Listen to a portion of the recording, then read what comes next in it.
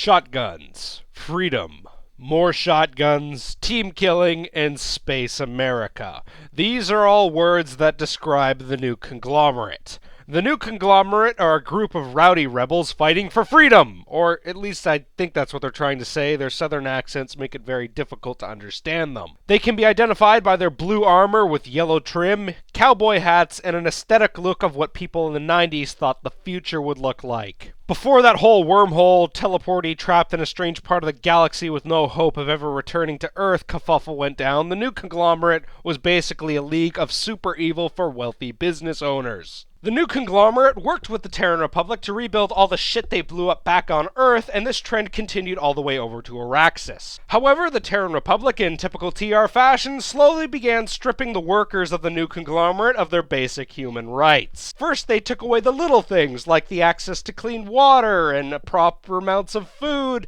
and then they moved on to much bigger things, like the right to not be shot in the back of the head while protesting the fact that they've been turned into slaves.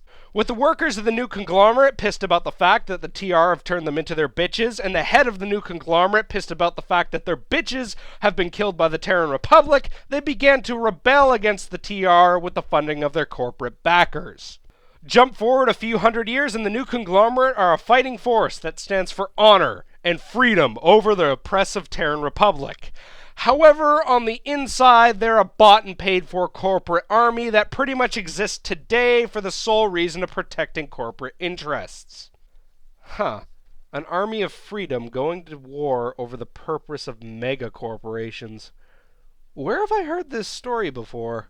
Anyways, moving on to their weapons. The new conglomerate tend to do more damage than the other factions, but they also tend to fire the slowest and have the most recoil. Most of their weaponry is intended for closer ranges, but they still have plenty of options to blow your brains out at longer ranges.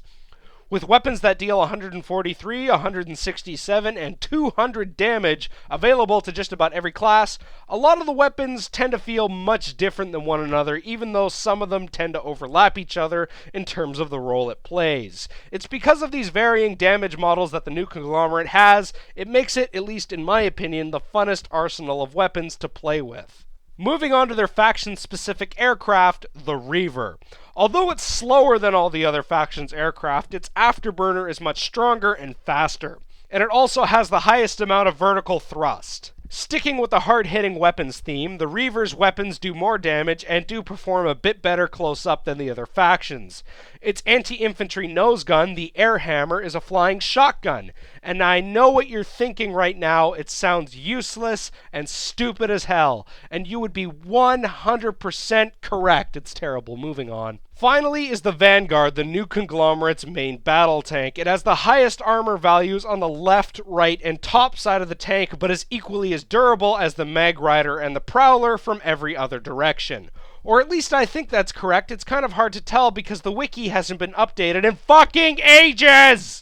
Their tanks pack way more damage into a single shot, but they also tend to fire slower.